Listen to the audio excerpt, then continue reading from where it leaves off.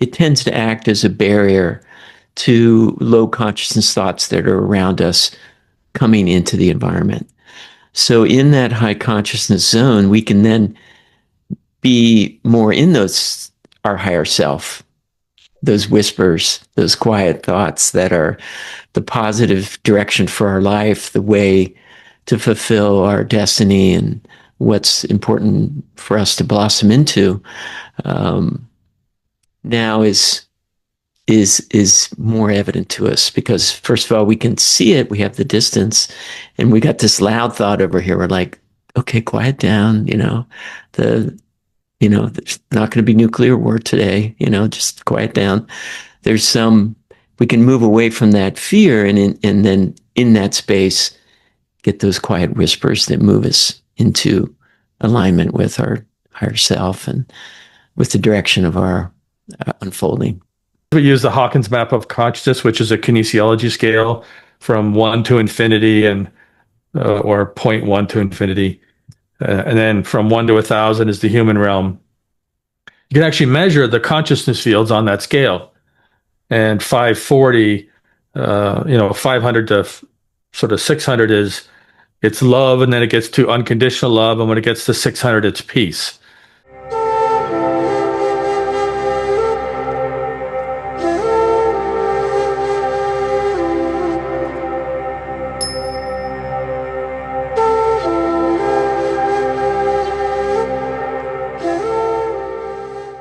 Welcome to the Daily Soul Bytes Show. I am your host, Bola Abimbola, frequency alchemist, energy practitioner.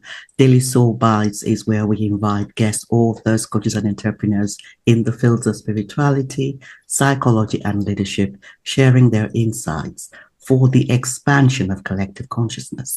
Today, we have two very special guests all the way from Canada, Jeffrey Stegman and Clayten Stedmann.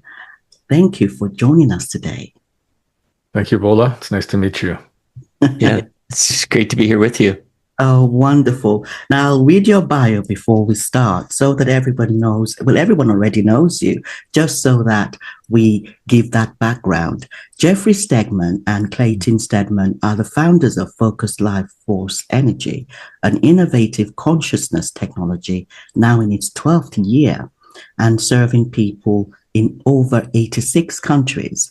Their journey began in 2008 when their combined expertise in engineering, kinesiology, and high consciousness research led to the re-engineering of a device capable of directing and amplifying subtle life force energy. What started as a global service project has grown into a leading edge quantum technology supporting human flourishing, well-being, and the evolution of consciousness across the world. Jeffrey and Clayten, welcome to the show.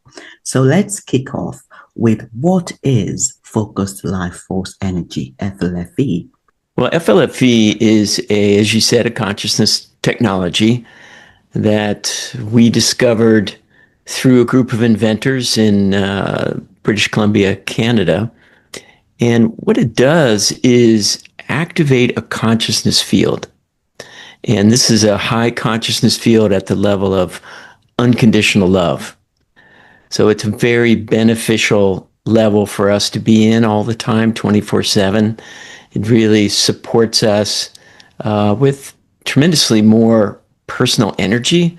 There's so much more chi and prana in a level of consciousness field like this compared to, our normal environments.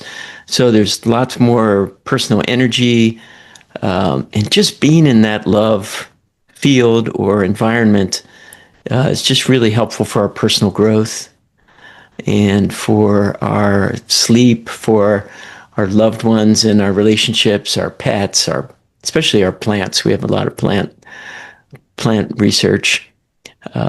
So that subscription service activates this high consciousness love zone anywhere in the world within a few minutes. It's a quantum association that occurs. There's no equipment needed in the location. It just activates almost as soon as you jump on the free trial, just a minute at the most.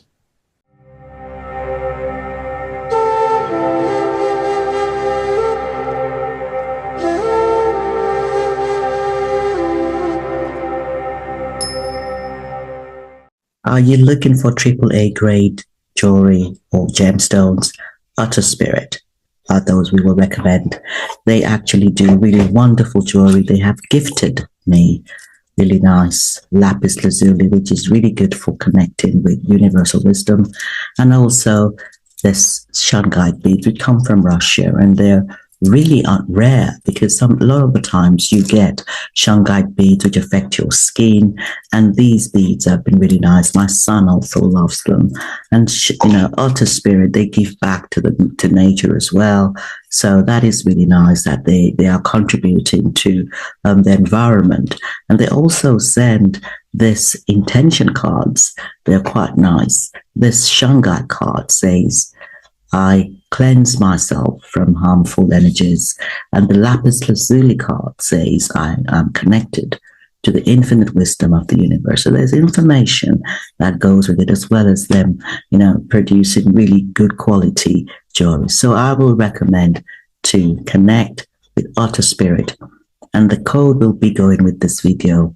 So check them out.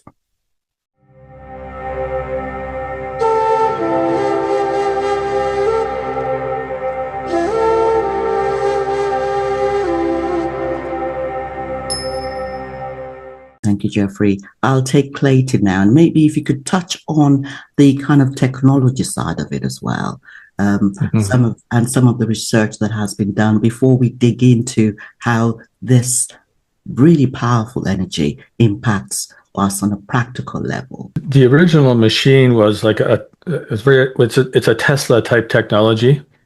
If you walked into the home of the original inventor, their intention was the group of inventors, their intention was to create a free energy device to help humanity. And they didn't create a free energy device, but they did manage to focus life force energy in a location in the technology. And I think they stumbled upon it, if you want to call it that, because their intent was so pure. They really wanted to help humanity. And so they got it to a certain point, but it was there's an artist rendition of it on the website. But if you imagine like a series of stacks going up and down with copper tubes, and there was crystals and plates and all types of devices in those stacks. So at the bottom of the output stack was that high consciousness field. And we found a way to connect that high consciousness field to a database, so that when you go onto the website and do your free trial, or you go into your control panel, if you change something in the database, it's associated with the high consciousness field in the technology. So that's a bit of a technical explanation of it, and a bit of a mechanical perspective about how it takes energy, chi, prana from the environment, brings it into the technology, amplifies it, focuses it, and sends it out through the output stack. And it's interesting, over the years, we've, probably the most exciting bit of research we're doing is on the positive effect of EMFs in the high consciousness FLFE environment. We did find a way to not only make EMFs, to remove the challenging part of EMFs. We all love our Wi-Fi and our conveniences, but we found a way to harmonize that and make it positive, to actually optimize EMFs for not only the human body, but our animal friends and the plants. And so we've got extensive research on the positive benefits of EMFs, and we're in fact just finishing a double-blind study on that topic, which has a significant number of people involved in it. So we'll be releasing that probably sometime December, January. And we can get into the technical parts of the research if you'd like, but I just thought I'd address it as an overall concept. I'm actually glad you mentioned that, Clayton, because there is a lot of information around the negativity of EMF. And in fact, I actually wear a couple of shungite bracelets, just to really, counteract some of that negative, electromagnetic field that is around us. Or we are all, in our own energy fields. And it's important for us to to understand that this mind, body, spirit actually transmits electricity, in its own way. So, I want to touch a bit about that. I want to touch on that in a little bit. But I wanted to move on to something around how, when you began to do this research and you began this project, how you really came to a place where you knew it was more than science, and you knew that this was going to be something that was sacred and was going to really touch or impact on the human awakening process. Can you tell us a bit about when this happened for you, this switch? Because it's one thing for you to have a passion about, harnessing, universal energy, because I'm a quantum Reiki practitioner, so I know how that energy is channeled, and we can actually harness and galvanize it and send it to locations, distant locations, anywhere in the world. But there comes a time when you realize, when you must have realized that this is going to be sacred. This is going to really change or impact on the awakening of humans all over the world. When did that happen for you? It happened fairly early. It was the first visit to the inventor's place. Clayten invited me up, and I was really looking to help a boy in my hometown who was ill, that I thought the technology may be able to help him. So I went there, and we pulled up. It was like a small, modest house, had a lot of stuff in the yard. It was obviously keeping things in case he needed it. But I walked in the door, and it was such an uplifting experience. It was like my hair was standing on end. I had goosebumps all over my body. And, it was, at that point, he was living by himself, and, the kitchen was a little messy, but the feeling was like walking into the most elevated cathedral. And I just felt this movement of energy through me. Then we spent some time seeing it and looking at it, and we went to lunch. So we walked down the street, and I was in such an elevated state just from walking in there and being in that space, that when I walked into the restaurant, there's a number of people there. I just looked around, and I could see what was special and beautiful about each one. It's like, and I don't normally have that kind of sight, but it was just like, wow, everyone was so beautiful. So it was an enlightenment experience of my own. So yeah, I knew right then, okay, something's happening here. It's really important. How can we take this to the world in some way? And I know this is really key, isn't it? When we hit a timeline, because I believe in multiple timelines, and when we hit that timeline, it's straight away you knew, and I've had that experience, and that synchronicity that that happens when we suddenly hit that timeline that is calling to a particular purpose. So I love that it was right on the very first day. So thank you, Jeffrey. And Clayten, when did that moment happen for you? Well, I had a significant health challenge at the time, and when I moved to this area, the inventor was known as a dowser. So they had he had a whole room of oscilloscopes and high-speed alternating current machines. He had lots of technology. He used to make money, the primary inventor, by buying broken electronic equipment, big pieces of electronics, and he would take it all apart and fix it, right? Put it back together. So he was a tool and die maker, a machinist, a millwright as well, and electrician. He was very well trained. And so when I was spending a lot of time over there, because I had this severe health challenge, and he was good at dowsing and I was good at kinesiology, and we started using the machine to sort of create that high conscious field around me. At that time, it wasn't used for that, really. He was taking little crystals and charging them up and putting them around the house. That's why I think Jeff had that experience, because the house just kept getting higher and higher and higher. And when people came in there, something just happened, right? And eventually you'd have to recharge the crystals, but that's primarily what he was using it for. He was just starting to experiment with helping people. And I was a big test case because I was pretty desperate and I was a good kinesiologist. And I lived in the neighborhood, and he liked it when I was around because we'd always discover new little refinements. And the condition I had in my body, it ended up getting healed. And we don't make health claims. I think it's the natural. If you're in a high consciousness field, the body can use that energy to amplify its innate intelligence. The body is very, very wise. And if we, give it good food, nutrition, and good positive energy in the environment, it can do amazing things.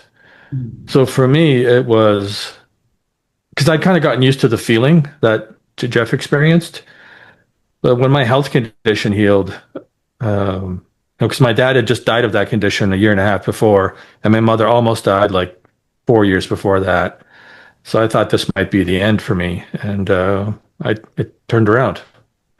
So it wasn't a moment per se, but it was a process. Mm-hmm. Mm-hmm. The process. Well, when I got an X-ray and the tumor had shrunken, that was a moment. Yes, this is scientific evidence apart from... Yeah, it literally disappeared, but there was a shadow, but by then it's like, okay. Thank you. The intelligence of the body. Honestly, there is something about having that boost in your environment, because I am a subscriber. I have been subscribing for some months now to FLFE. I went through the 15-day trial.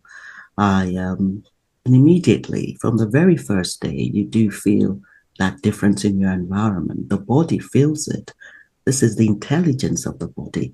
I would love, you maybe starting with Jeffrey, something around that intelligence of the body. Lots of research has been done about this, but I would love your perspective on how we can come to understand more about the body. Lots of us talk about the mind and the spirit, but the body has a very strong intelligence, and I do resonate with what Clayten has said.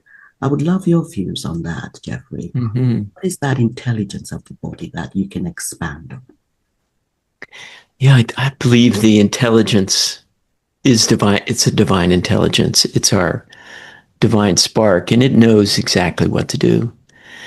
And often it is resources that are limited for the body to build or to repair. I mean, we just think about like a project, like redoing your kitchen. If you only have $200 a week, it's going to take a long time. You can only hire one person for a few hours, and the project goes slowly. But in an environment that's a high consciousness field with much more chi, prana, life force energy, that is what the body needs. And the body can then really step on the gas to heal ourselves of things related to our body structure. And it's really interesting. We have often tested using kinesiology what's holding humanity back from rising in consciousness. And it's physical things in the body, the liver and kidneys. If we think about it, the liver and the kidneys are the filtering organs that clean up the debris from the repairs. So, with more life force energy, more chi prana, everything works better in a way that's very similar to Chinese medicine, where you're looking for where's the blockages, how's the flow of chi moving through the body, so that the organs have exactly what they need to do the job they're so intelligently doing. So I feel that resources are part of the picture, and a big part of it. And just being in a high consciousness field is that. And we also highly recommend lots of water, that people really pay attention to their hydration, because many people are chronically dehydrated. And, even your traditional medicine will say, drink more water, to get to the ideal hydration. So all of those things are hydration, nutrition, and the energy available in the environment are kind of the keys for the innate intelligence to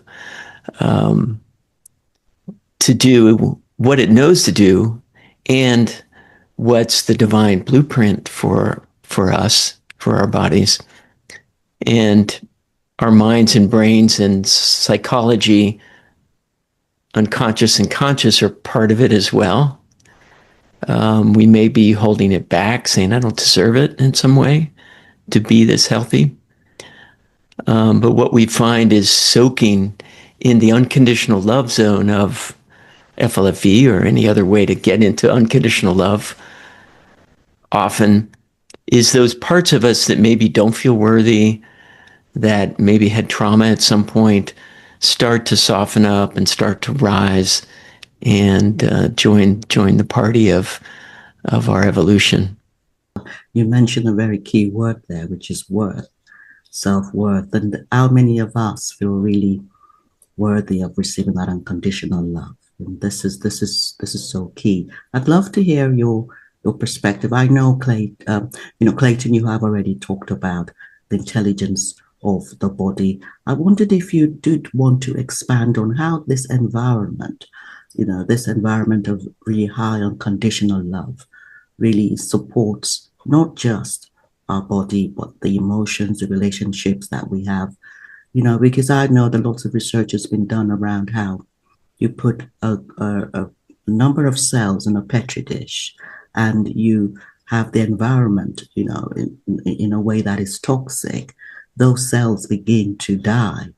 But change the environment, change the actual, the environment of those cells in that same petri dish, and the cells do become quite healthy again. So the body rejuvenates, given the right environment. But this also impacts on our emotions, on the relationships that we have. And Jeffrey has already touched on it. Could you expand on that, Clayton? First thing that comes to mind, Bola, is the work of Dr. Emoto, where he would have a picture of a crystal that was, say, water from a glass that said, I love you on it, or you are blessed, or you are worthy. And then he'd have a picture of a frozen water crystal from a glass of water that said hatred or ugly or betrayal. And we were curious about how the FLFE environment would rate on connected to his body of work. So we had his lab was run by his son. I think it's Hirohito, I'm not sure. But Dr. Moto had passed over. So we had his son take pictures of the FLFE environmental influence on water. And there's standards in Dr. Emoto's work. There's love, kindness, benevolence, grace. He has all these pictures of standardized water crystals with those thoughts written on a piece of paper or a piece of tape and taped to a container. And so the FLFE environment was partway between love and truth on the standards. So he had love, he had truth, he had all these ones, and we were like sort of halfway between love and truth. So that might be interesting for your audience to know that, lovingness ultimately, I think would have to be truthfulness. And that can be, so that's a big conversation, but that was the first thing that came to mind. And as Jeff mentioned, all the filtering organs are very important in the body, and all these, we actually have a program in FLFE, and I'm sure we'll talk about that at some point, that's the information in the field. We have a program or a series of requests to divinity to help any stuck energy in the organs move. It's called the anti-stagnation program, based upon the principle in Chinese medicine that energy or qi or prana gets stuck in an organ, and it's called stagnation. So we have these programs in the FLFE field, or this information in the field that helps the body specifically. And I just thought we should mention the importance of essential fatty acids and magnesium for the nervous system. Just because we did a lot of research, because we spent so much time in a high consciousness field, and we were constantly like, if we're going to put something on the public, we always test it on ourselves first. And we always turn it up higher than anybody else would experience, so that we know it's going to be safe. And we have lots of other tests we do, but that's kind of the bottom line, or one of the bottom lines. And we found that particularly me, more than Jeff. Jeff takes a little bit better care of himself with exercise and things like that. I was just finding I'd get very tired. And so we were trying to figure out what the critical factor was in the body as to why I was getting tired. And we discovered it was the nervous system. And we eventually discovered the critical factor in the nervous system. The critical factor is where you can put the least amount of effort in and get the most amount of gain. Critical factor in the nervous system was the myelin sheath. And then we did research on how to neutrify the myelin sheath. And we did like thousands of experiments of taking doses of supplements. And we came up with 4 parts essential fatty acids to 1 part magnesium, taken within 30 minutes. There's a synergy that happens when they're taken within 30 minutes. And so we also found that amino acids help. Lecithin can also help. You sort of take care of the big piece with the magnesium and essential fatty acids. There's something about what else we do apart from being in the right environment or in a very high consciousness environment. I mean, I've been, from the age of 18, I remember grabbing a book on the shelf by Ramana Maharishi saying who. Ramana Maharishi. And, that book really, taught me about the 2 selves, the higher self and the physical ego self. And then there is that journey of understanding those selves, because it's not just about reading or about being in the right environment, or even taking the right meds. There is a lot of internal work, the inner work that has to be done.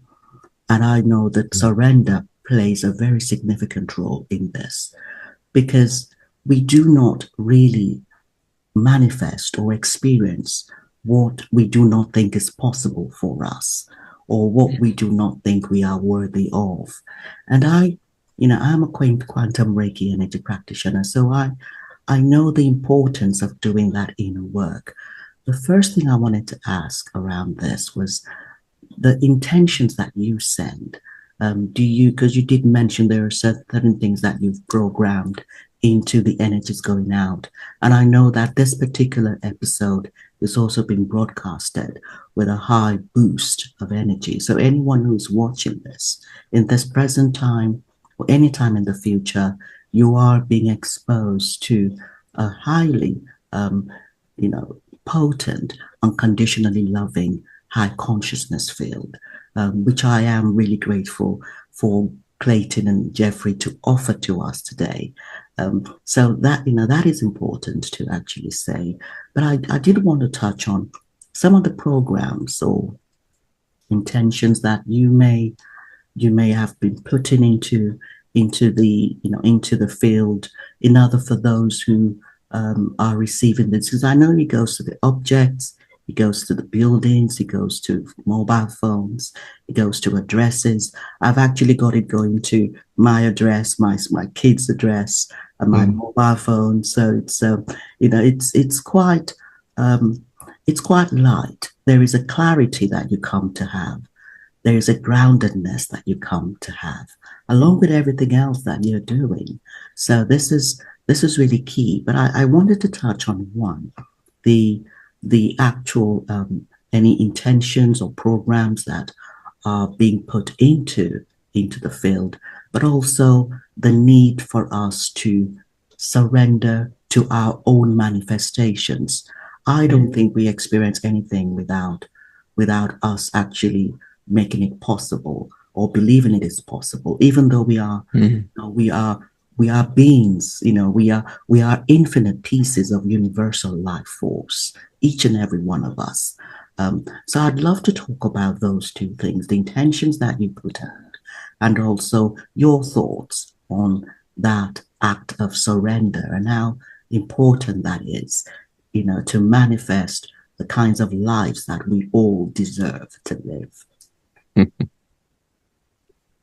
Yeah, I can start with that. I'm chuckling because this whole FLFE journey has been an act of surrender, one thing after another, as we used what we've discovered to do service work at first to raise consciousness around the planet, and then we really got the message or the feeling that it needed to be a business where people could also bless the land themselves, as we were doing as service work before. And for me, it's been the surrender of the mind, of what my logic thinks is the next step or the right thing to do. When in the high consciousness field that we've been in for all this time, really the 13 years, and then of course before that, probably 4 or 5 years, maybe longer, is this kind of thinning of the veil feeling where my meditations become much deeper, and the quieter thoughts, the higher consciousness thoughts or higher self whispers have become louder, and the ability to quiet the mind and the surrender that survival mechanism, logic, help us live in the world of the ego. It's not a bad thing. It's really helps us to survive. That has quieted, and especially in meditations, I found in FLFE, especially with the boost, that it can get very quiet. So there's the surrender of the logic, the ego, and then an acceptance of other quieter voices. So it's kind of been how we've discovered FLFE and moved forward in the business, is that we're always testing what's in the highest and best interest of all creation using kinesiology, like who we hire, what we pay, what's the next thing that we do with the service. And there's this constant surrender, one after another, of things that the mind thinks. But the bottom line on this, why we created the service and what our really mission is to just create the optimal conditions, like support the optimal conditions for us to thrive and be in that higher self evolution, and to be our best self and our highest self, and release and surrender those traumas and patterns and beliefs and habits and things that we need to go. So in that creation of that optimal space for us to be our true self, there's things that we discovered along the way that we had to clear out of the space. And so the programs, or these, as Clayten said, they're really requests of divinity, information in the field. One of those is the clearing of the negative history on the land. So when we walk into a space, there's a memory of everything that's happened there. And it could be positive, could be something lovely, but it could be something that was difficult and traumatic. And that energy that consciousness there is held by the crystalline structure of the drywall, the brick, the concrete, the stone, the soil.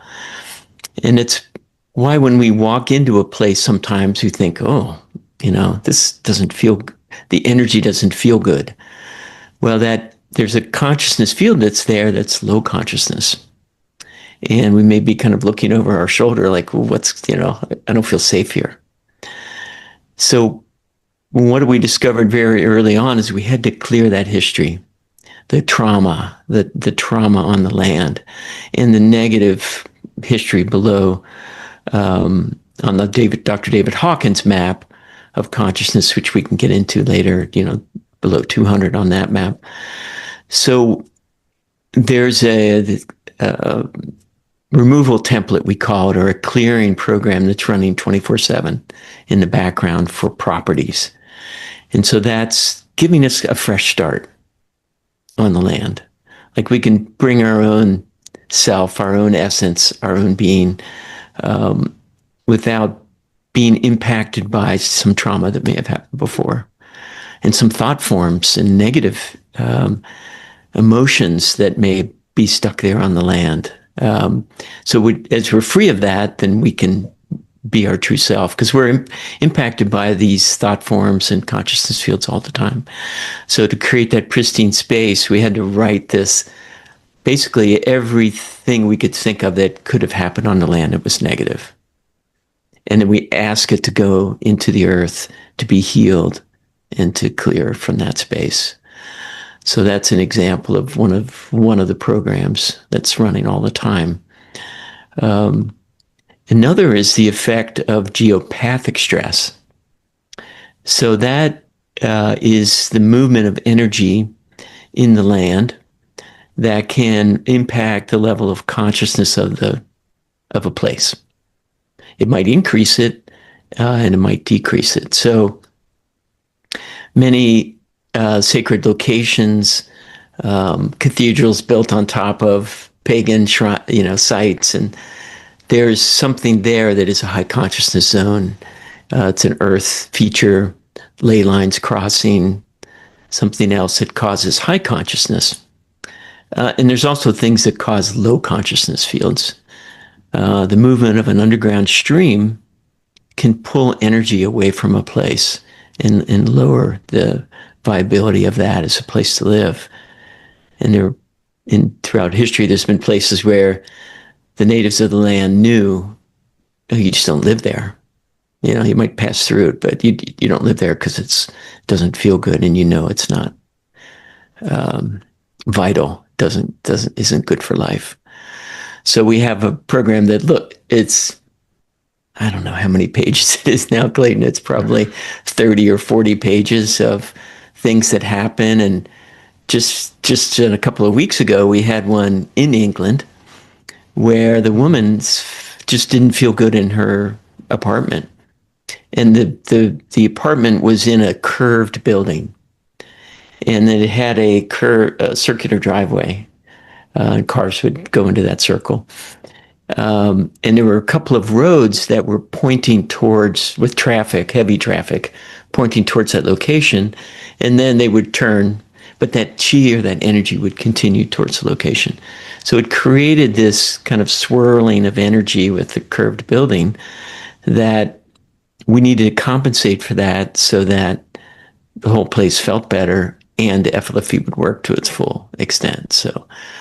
So that's the kind of thing we do. We'll get on Google Earth, we'll look at the maps, and we'll use muscle testing, kinesiology to check.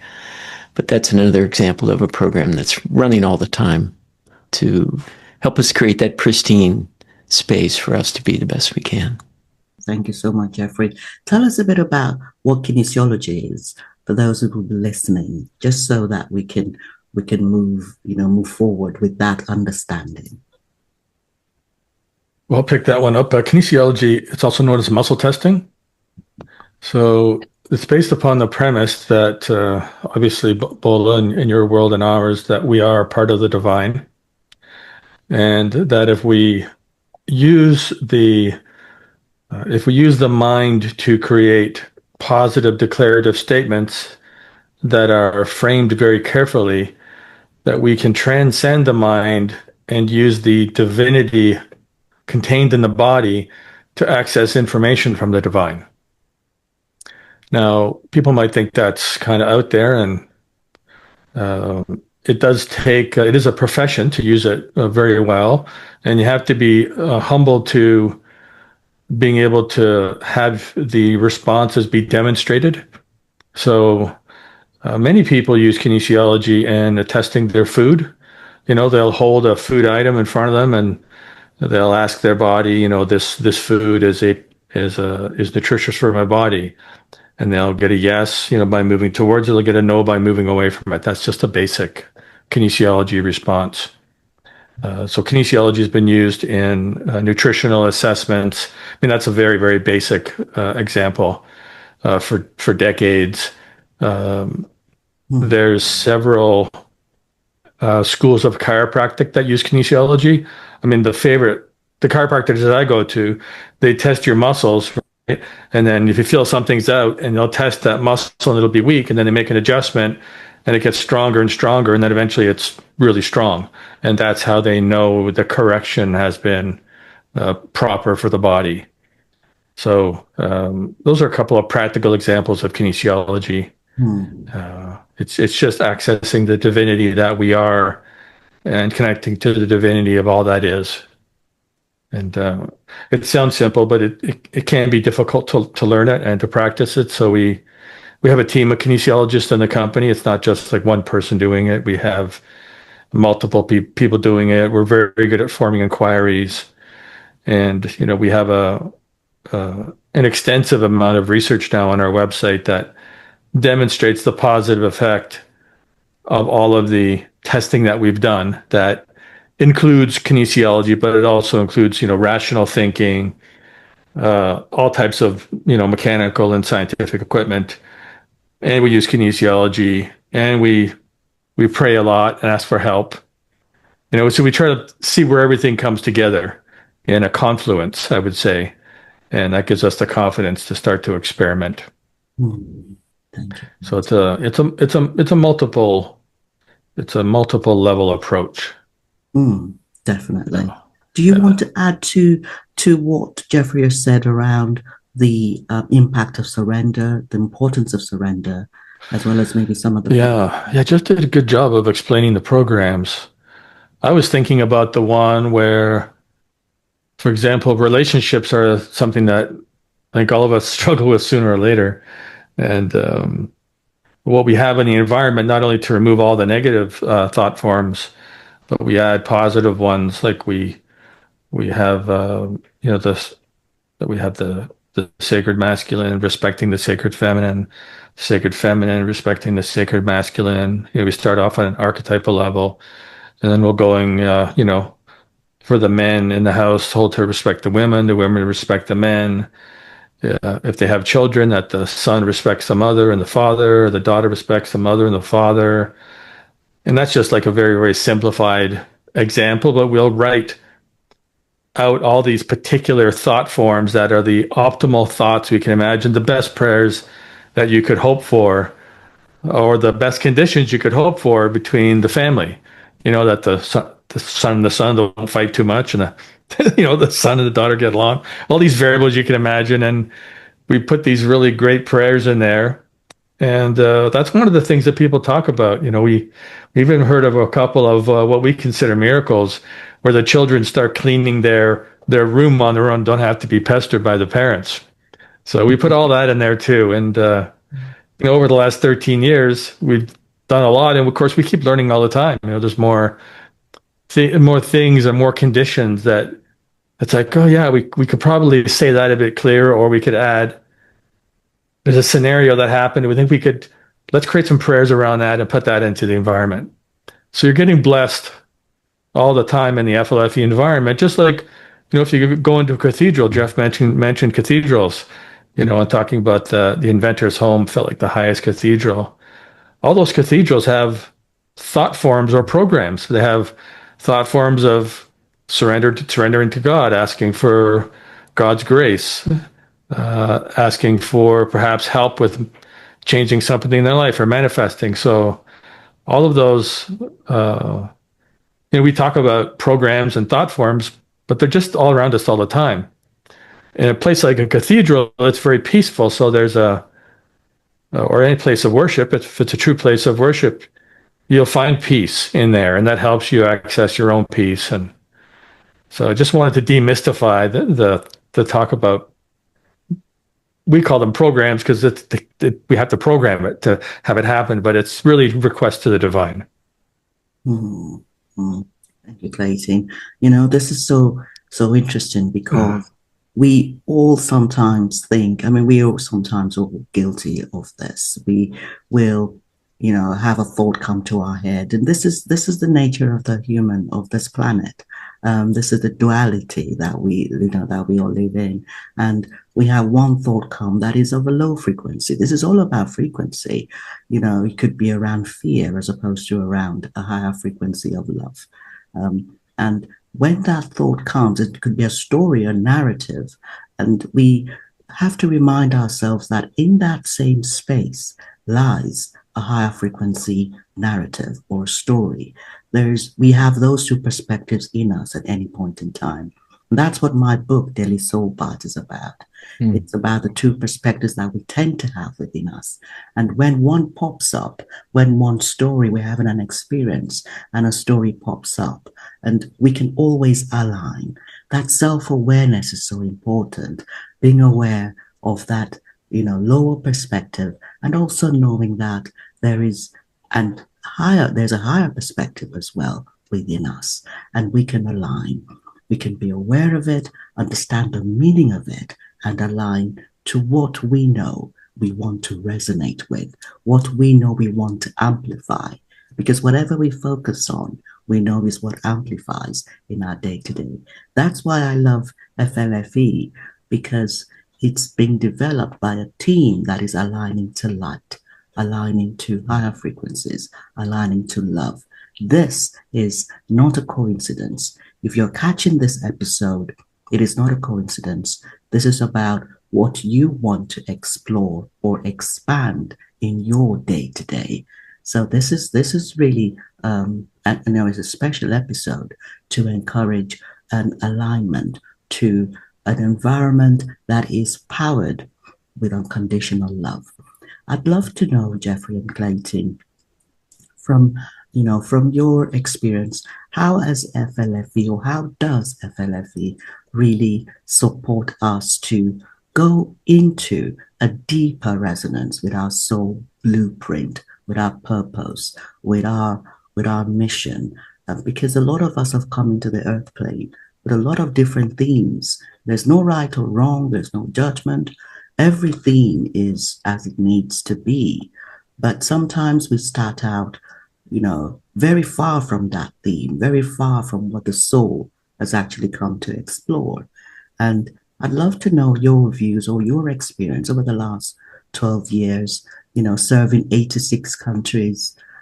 How do you explain, or how do you, can you give us some examples of how FLFE has really supported a reconnection to the soul blueprint, to purpose, to meaning of the lives of those who have subscribed to it over the last 12 years? Dr. Gary Schwartz is our director of research, and he was Harvard, Yale, University of Arizona, and he was professor of psychology and surgery and other things as well. But what he said he noticed about the FLFE environment the most was the distance that it created from his thoughts. So that, and there's a technical name for it that escapes me at the moment, but it's its ability to see your thoughts and not be your thoughts. So to have that little bit of distance to go, oh, there's that, like the example you were just giving, there's a negative thought, say a fear thought, that it's so crucial that having that distance where I can see that thought and go, oh, I'm having that thought, instead of being the thought where you're fully in the fear. So that is me over this period of time, that distance where I can see those thoughts. And, that's just partly being in meditation and being in deep meditation with a quieter mind. When a thought pops up, you're aware that something's just shown up in the field, shown up in my awareness. So that would be number one, is just having that little bit of distance to be able to look more dispassionately at whatever those thoughts are. And the second is really understanding that there's thoughts all around us. There's thoughts from people that may appear in our field. We think it's our thought. There's larger societal patterns and fears and thought forms that are not ours. To know that a fairly large percentage of our thoughts are not our thoughts. And in the FLFE environment, what happens, any high consciousness place that you go to, like say if you go to a place of worship, there is in a high consciousness field, there's less low consciousness thoughts. It tends to act as a barrier to low consciousness thoughts that are around us coming into the environment. So in that high consciousness zone, we can then be more in our higher self, those whispers, those quiet thoughts that are the positive direction for our life, the way to fulfill our destiny and what's important for us to blossom into, now is more evident to us, because first of all, we can see it, we have the distance, and we got this loud thought over here. We're like, okay, quiet down, there's not going to be nuclear war today, just quiet down. We can move away from that fear, and then in that space, get those quiet whispers that move us into alignment with our higher self and with the direction of our unfolding. Thank you, Jeffrey. Do you want to add to that, Clayton? Well, I've got a story that I think you and your audience might like. We have subscribers from all over the place, but we had these 2 subscribers who like to go hiking. And we were talking about this idea of where do your thoughts come from, And I like the idea of creating space between you and your thoughts. That helps you audit or filter the thoughts and perhaps change them or transcend them if they're negative. It's that distance that usually comes with age and wisdom and lots of learning, which oftentimes includes some suffering. But back to the story. So we had these 2 customers, and they were out hiking in the woods, and they were ready to come home. So they were a little ways away from where they started, and they knew there was a road there. So they walked out to this road to sort of take a shortcut back to their car. And they were standing behind this billboard, and they both started, talking what they're going to do when they get back. And one of them said, "I want to go get French fries too. I'm really hungry." And so they walked around the billboard, and they looked at the billboard, and it was an advertisement for McDonald's French fries. So where did those thoughts come from? Was it the people putting the poster up? Was it on the poster? Because they peel on and peel off those things. Was it people looking at the billboard going by? But there was a thought form of French fries in that billboard, and they just picked it up, not knowing anything about it. It's like a perfect test, right? So, yeah, as Jeff said, a lot of thoughts just aren't our thoughts. And in high consciousness fields, the negative thoughts or the lower conscious thoughts are filtered out. And the higher our level of consciousness, the closer we are to the higher self, to the divine blueprint of who we are. There's lots of ways to say that, but we just use the technical conversation about high consciousness fields, which we measure through kinesiology and the research that we do. It's just not a common language so much. People don't typically grow up talking about, oh, how was the consciousness field at school today? Did you have, when you're hanging out with your friends, it's like, oh, did you, if you didn't get along, you talk about the argument, but you don't typically talk about how the consciousness field is. It's just not our vernacular in our society. Mm-hmm. So that's why we like to give all these examples, because we use the Hawkins map of consciousness, which is a kinesiology scale from 1 to infinity or 0.1 to infinity. And then from 1 to 1,000 is the human realm. You can actually measure the consciousness fields on that scale. And 540, 500 to sort of 600 is it's love, and then it gets to unconditional love, and when it gets to 600, it's peace. So kind of 200 is integrity, say 50 is shame, 100 is fear, 150 is anger, 200 is integrity, 250 is neutral, 300 is willingness, 400 is reason, 500 is love, 600 is peace, and then from 600 to 1,000, you start to get into the enlightened realms where the Ramana Maharishi lives. You know, he was up there around 700. He's a high being. So that's a little more about the scale. And yeah.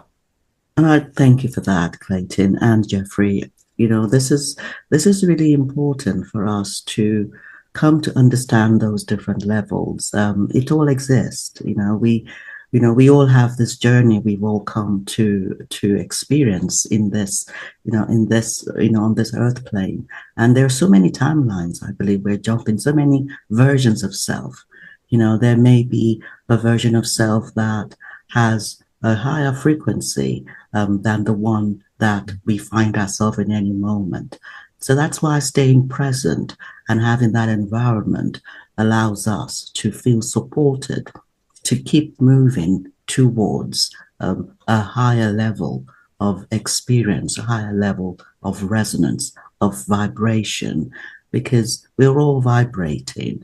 And I know there's a physics to this, and this is something that we can all read about, but there's a physics to how we are all vibrating. Our cells are vibrating. Our energy fields are vibrating. But it's the frequency of vibration that determines the experience that we're having in our day-to-day. And what FLFE does, it encourages us, from what I have come to experience, it encourages us to vibrate at a higher frequency as we stay mindful, as we stay self-aware, as we align to what we know we really want to resonate more in our day-to-day. I'd love to know about the individual and the collective, because, FLFE works at an individual level, based on those who have either the transmissions to their phones or to their homes, but there's also the collective, that collective impact. I'd love to know what your experience is, over the last, decade and more, of the impact on the collective. What patterns are you seeing being experienced or being manifested or being expanded to those businesses or collectives that are really beginning to embrace and embody and become much more coherent with that high consciousness field? Mm-hmm. Yeah, great question. We look at our subscribers, first of all, who are, as she said, in, many, many countries in the world. And we look at their rise in consciousness. And on average, they rise about 30 points on the Hawkins map in 90 days, which is quite a big jump. So we know that the environment is doing, is achieving the mission of helping people to along the path of their expansion. And I'll probably pass over to Clayten the compensation. So we also know that each person at a certain level of consciousness has an effect on the collective. So maybe I'll pass that to you, Clayten, to talk more about that. One person who has a high level of consciousness compensates for many people at a lower level of consciousness, because we're all one big family, Bola, obviously. And there's actually stats on that. It's in the back of the first edition of Power versus Force. I think it's page 282. And he talks about, at the time when he wrote the book, how many people it took over 500, or if someone was over 500, how many people that would counterbalance or compensate for that were below 200. And that depends on the level of consciousness of the planet as well. And by the way, we both really enjoyed the questions you put together before the before the interview, and we were like, oh yeah, let's talk about those. Those are great questions. So right now the world's at about 182 on the Hawkins map. In 2019, in the fall, it was the highest consciousness let's say, quarter of humanity's evolution. It was about 240, 242. So back in November of 2019, well, let's say that one person had 500 counterbalances for, let's say, 500,000 people below 200. Because the world is lower now, that same person that calibrated at 500, they might calibrate a counterbalance for 550,000 or more people below 200 because the world is not as high. So a more loving person who's emanating more light, if you will help humanity even more beneficial. What Jeff and I often talk about is that if you want to make an extraordinary contribution to humanity, you don't have to be a celebrity or a big business person. You can just be like a loving person. Be a loving father, a loving mother, a loving housewife, a loving house husband, whatever, a loving secretary or a podcaster or a plumber or electrician, or yeah, if you happen to be a businessman or businesswoman or celebrity, that's great. And it's great when we can talk about these kind of messages that, and have these conversations. These are all important to have. And it's also important to recognize that just everyday, average, loving people change the world. We all experience this, when you meet someone for the first time and you sense the energy, because our energy speaks before we do. And we already sense that there's something different about them, whether it takes us high or low, because there is a bit of a I wouldn't call it it's a merge. There's an impact on us, when somebody's of a low frequency and you come across them, something has touched you. So we are speaking, we are with our energy fields. So having, that, consciousness within us, around us, that is allowing us to expand the frequency at which we are vibrating is so key. And we will find that we will sometimes meet somebody who everybody has, told us that this person is nasty or they're not the person you want to connect with. But we meet them and we have a wonderful experience with them because we will bring out the very best version of even the worst person.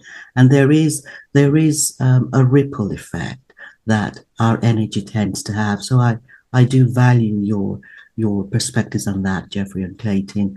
I would like to ask you about some of the things that businesses can expect.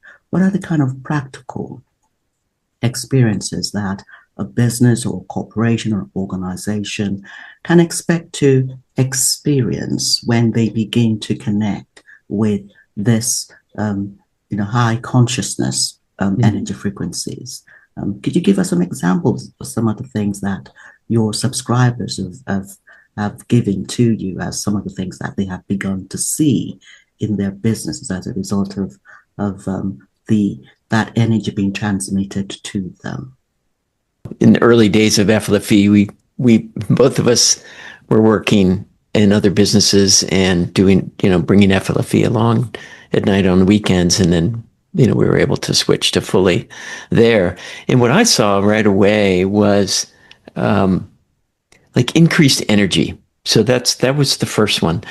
So often 2:00, 3:00, people were hitting the coffee machine and they were having to recharge themselves somehow because their energy was lagging.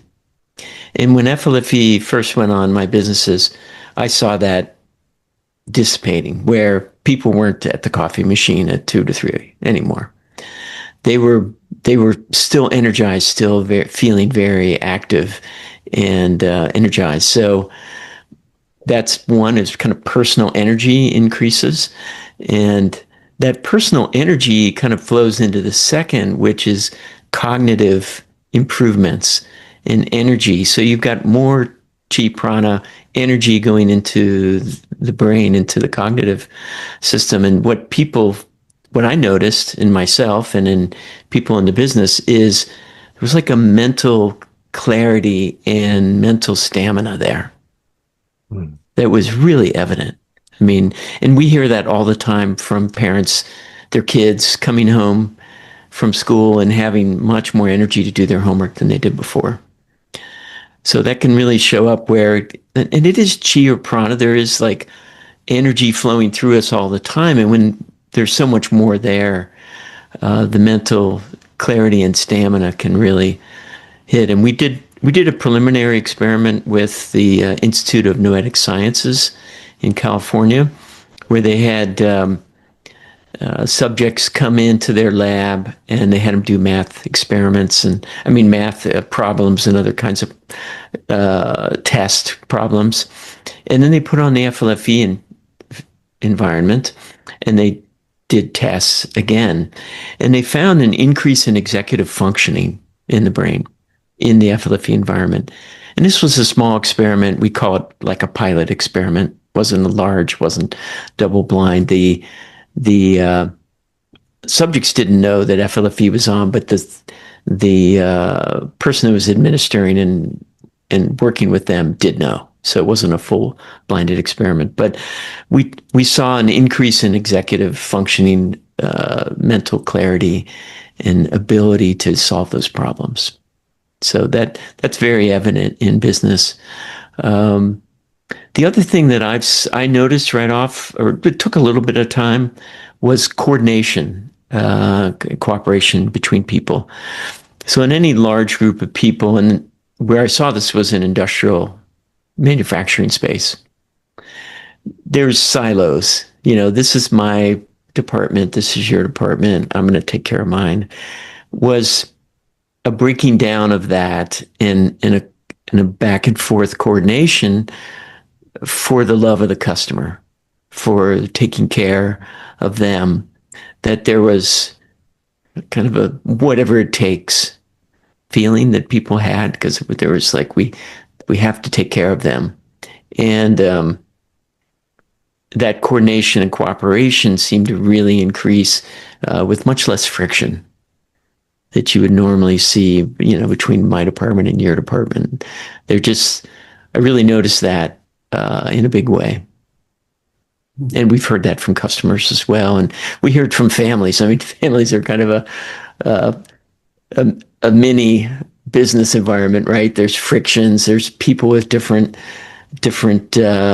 expectations and different agendas that over and over we keep hearing, wow, my kids were fighting, my two boys were fighting so much. I put FLFE on and I went in the living room and the one had its arm around the other saying, oh, I know how you feel. I mean, like completely unprecedented for that family.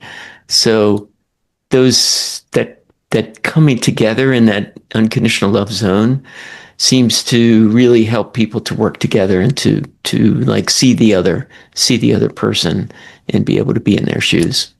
Mm-hmm. Thank you so much, Jeffrey. Do you want to add to that, Clayten? No, I can't answer it any better than that. Beautiful. Honestly, I totally agree with you, Jeffrey. There is such a difference in the way that life manifests when you are actually surrounded by that very unconditionally loving energy. Energy healing, I believe, is something that is effortless. I remember starting doing Reiki for my son many years ago, and I didn't actually get trained up until 10 years after I saw the impact on him, because there is such a conditioning in our minds from society about what is the right way to do. When something is not seen as mainstream, there is sometimes a resistance to it. And I experience that resistance. But we know that, especially when it comes to business, the leadership of the future is not going to be one that is going to be controlled. Everyone is now wanting to step into a place where they feel recognized as well. There is a need to acknowledge individual differences. There's a need for leaders to lead in a circle as opposed to from the front.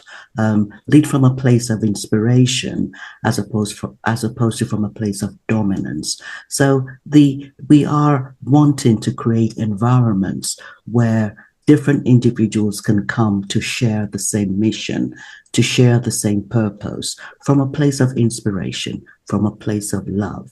And I always say love cannot be a dirty word. Love has got to be a word that we all come to embrace more and more. And that is what I believe FLFE is about. It's about creating that environment where there's more inspiration, more clarity, more centeredness on what would benefit others as opposed to a selfishness, which there is no judgment. Some have come to explore a theme of selfishness in this particular lifetime. That is all, that is as it needs to be. But for those who are looking to create a more selfless and a more community-based environment, this is one of the tools, because I believe this is what Daily Soul Bytes is about. It's about sharing a range of modalities, a range of tools that really support the expansion of consciousness, inner expansion as well as the collective expansion. And so I really, really am so thrilled that we've had, Jeffrey and Clayten here today. Do you have any final words to share with us today about FLFE or about the expansion of consciousness, from based on your expertise, your experience, or the feedback from your subscribers? Well, I could mention that the free trial is a gift of 2 weeks, and there's no credit card or anything. And the reason we did that is, first of all, as many gifts as we can give, the better, right? The people have that experience, they're better off for that experience. And we didn't want any credit card, accidental billing, any of that. The energy of that just isn't right for us.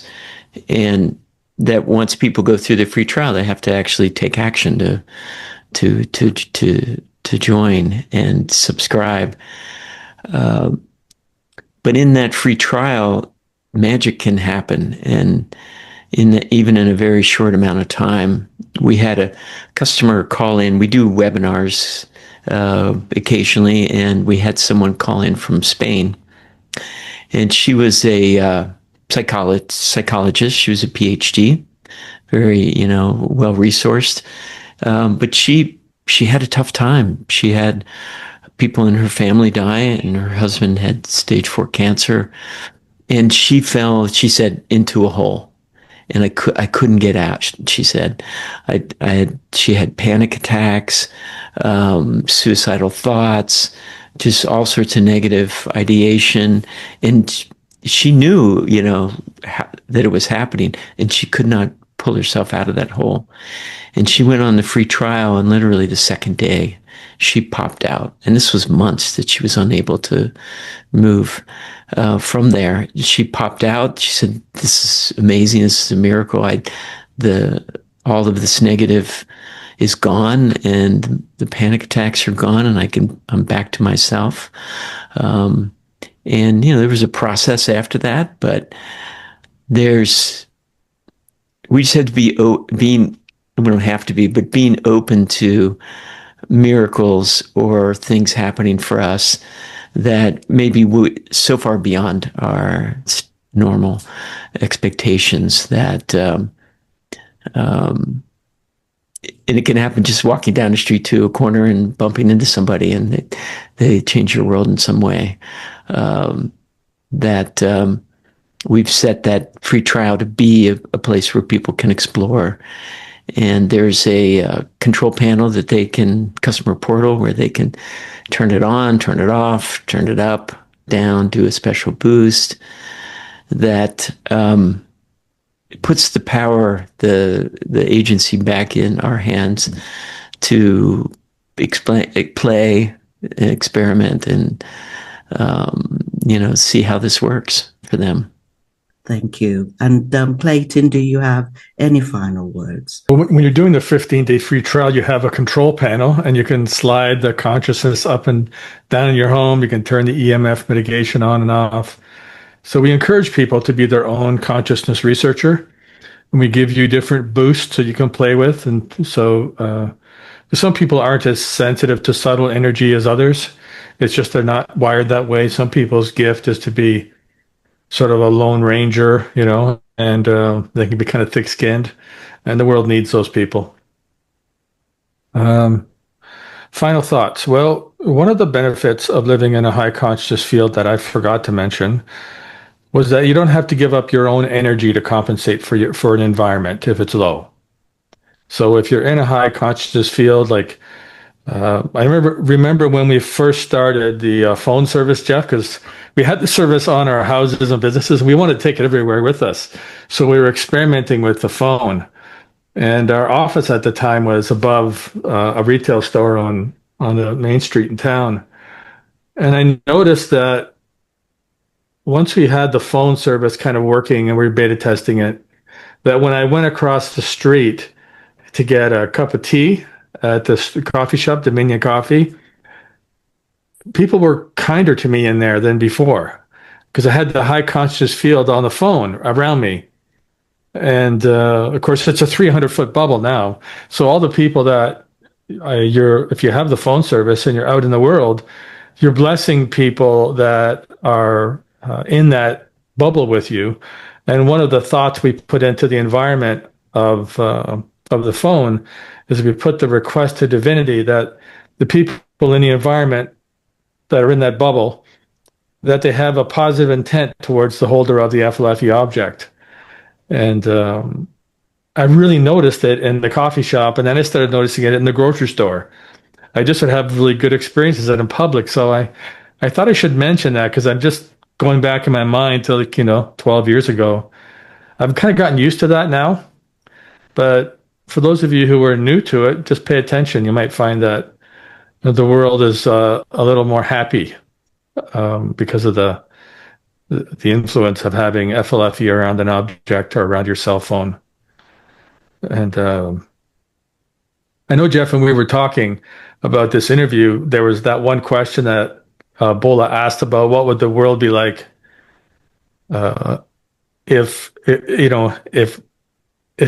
had a higher consciousness field. That's what I recall. So what I did was I thought I'd write down a couple of examples of that, and yes, we might be breaking protocol here, Bola, but maybe Jeff can finish it off if you want to say some stuff about that, Jeff. But I'll talk about a couple of consciousness pieces of data and relate it to our everyday life so we'll understand it. So right now the world's about like 180, and there's different parts of the world that are a lot higher, right? So FLFE, the environment's 540 or higher. About 10% of our properties are over 600. But if you imagine Sunday, I was trying to think, well, how do we make this practical, right? So Sunday is typically 20 points higher than the week, right? So that's how I was thinking, okay, how would I sort of discern this if I wasn't into kinesiology? And then I always found that long weekends, I go to an even deeper level of relaxation. Something else happens on a long weekend. Yeah. I noticed that. So a long weekend is typically 30 points higher than the average week, right? And then, okay, well, what's the next one up? So we just, it's November the 13th today. I was thinking about, well, what's November 11th like? Because a lot of people are, they're in the energy of Remembrance Day and expressing gratitude for those who fought for freedom. So November 11th overall is about 50 points higher than the week, right? Now, if you do a November 11th at 11 a.m., the people that are in that, like we go to a ceremony here in town, and the environment there is about 500 because people are in gratitude and appreciation and respect and love for those people who fought for freedom. So that's like quite a bit higher than the average, 500, depending where you are. And then Christmas is the highest time of the year on the planet.